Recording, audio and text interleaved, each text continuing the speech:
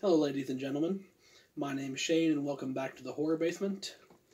Now this video marks the 10th installment in the classic horror review series, where I review 50 classic horror movies included in the Treeline Cinema's 50 horror movie box set. And to mark this special occasion, we have a actual classic movie to talk about today.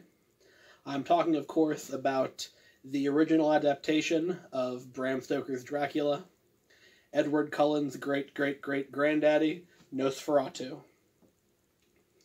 Now, Nosferatu was released in 1922 and is a silent, black-and-white, German expressionistic film starring Max Schreck as the titular Nosferatu, or as he's referred to in this edition that was included in the DVD, Count Dracula. Now, a little bit of backstory on this movie. It was originally made as an unauthorized adaptation of Bram Stoker's Dracula. And because of that, at this point, Bram Stoker had already died by the time the film was released. But his widow was trying to live as lavishly as she could on the money and the rights to pretty much just Dracula, because, name one other book that Bram Stoker wrote. So she was very litigious in making sure that no unauthorized adaptations of Dracula were allowed to be made without her getting cut in. So she actually sued and got the rights to destroy all of the film prints of Nosferatu. So only one or two of the original film prints of the movie actually still survive. And they're all, locked away in a museum. I imagine in, that big room from the end of that one in the one Indiana Jones movie where there's the big room at the end. Raiders of the Lost Ark. So she managed to round up and destroy all but a few copies, but fortunately, tons of other unauthorized and bootlegged versions of the film existed and have survived, in perpetuity. So you can actually see multiple different versions of Nosferatu on YouTube, since it's in public domain, seeing as the film's almost 100 years old. And you'll notice slight variations in, the names and how the title cards look. The film itself is pretty much the same, but there are a lot of people who added their own title cards and changed certain things. And the one included in this DVD set is one of those English, pretty much bootlegged versions, because they acknowledge at the beginning that it's based on Bram Stoker's Dracula, and instead of referring to the characters by the original names in the movie, they refer to them by their names from the book. So instead of Count Orlok, we have Count Dracula. Instead of Croc or Clock, he's just called Renfield. So I guess that if you're going in thinking that this is going to be like Dracula before Universal made Dracula, that's kind of convenient. But, for historical standpoint, it'd be nice if they had a copy of the original or a translation of the original that within nothing, altered. But as far as the plot goes, I'm not really going to go into it because it's Dracula. Honestly, this movie is a more faithful adaptation of the book than the 1931 Dracula from Universal starring Bela Lugosi.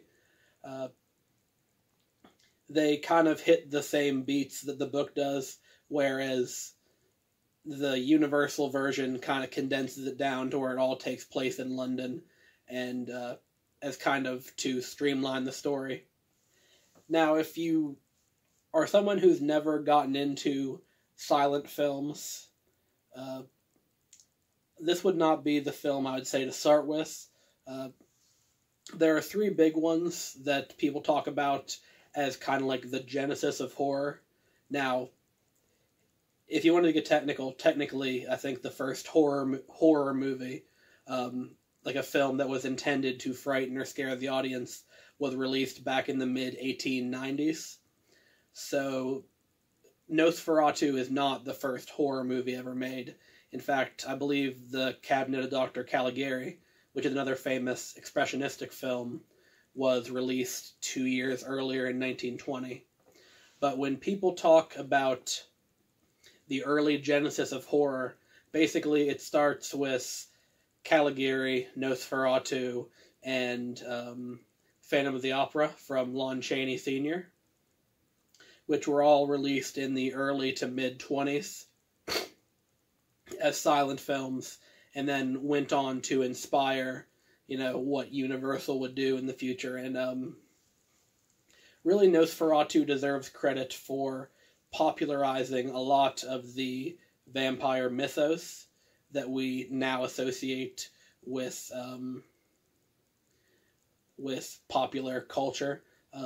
This was the first time that sunlight is able to kill a vampire, which is actually explained in the movie that a maiden or a woman of a pure heart has to sacrifice herself to Dracula and then keep him by her side until the rooster crows or the sun rises, and then the sunlight will kill him, which is confusing because you don't learn that until near the end, because this movie wraps up really quickly. And there's a couple scenes before, where Dracula, or Orlok, whatever you want to call him, is carting his own coffin around on his shoulder and walking around the streets of this German city that is it's not a stand-in for London. It would be London if they were going by the book, but it's called Bremen in this edition. I've heard it referred to as a couple different cities, like Weisburg or Wiesburg. It just depends on whether you're getting the original or the bootleg or some other version, what the city's called. But he's carting this giant coffin around and walking around in what is clearly daytime in the city. And if you don't know that prior to this, the sunlight thing was not really a part of the zeitgeist around vampires, and that would be confusing. But really, the main thing I want to talk about with this movie is the performance of Max Schreck, one of the first vampires of film history, and also one of the first real recognizable movie monsters. It's a masterful performance. In silent movies, the body language and the kinesiological acting of the actors is so much more important. That's why people like Lon Chaney Sr. became so famous, because they could emote with their bodies and convey emotions that couldn't be conveyed otherwise, because the medium had not developed to the point where there was sound accompanying it yet. So Max Schreck cuts a very intimidating image, as, it's the famous image that was used for that joke in the SpongeBob episode where he's standing in the doorway, and it's unsettling because he moves in such an unnatural way when he's, stalking his victims. He stands up, bolt straight, and has his arms at his sides. And there's very little movement when he, walks or moves around. Basically, it's all, below the knee. He doesn't have, a natural gait. He kind of walks around like this or like this. And really conveys, just through his body language, that there's something wrong or not natural about this guy. That he is not like all the normal people in the movie that are walking around like normal people.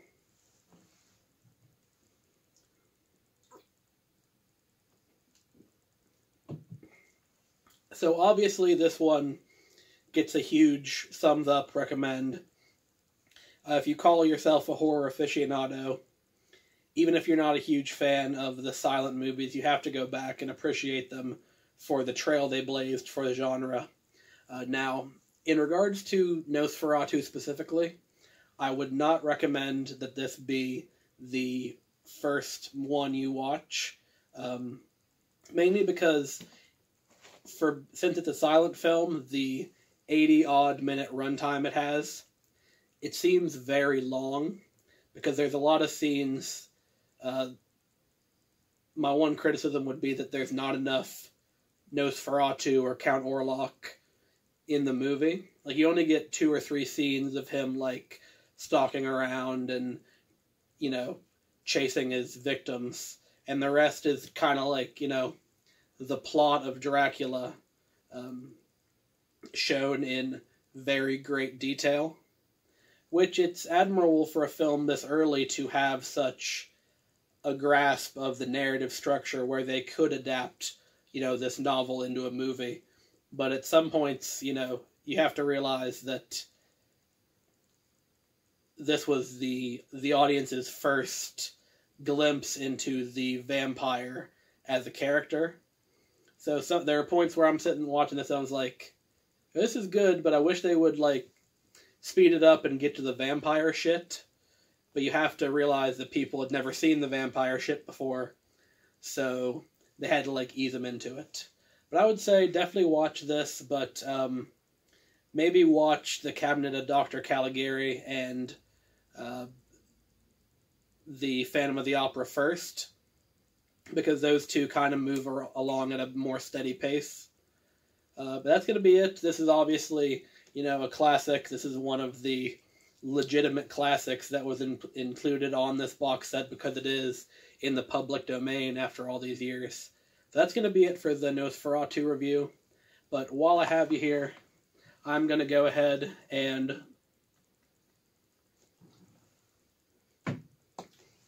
pull the next 2 movies, number 11 and 12, that I'll be reviewing.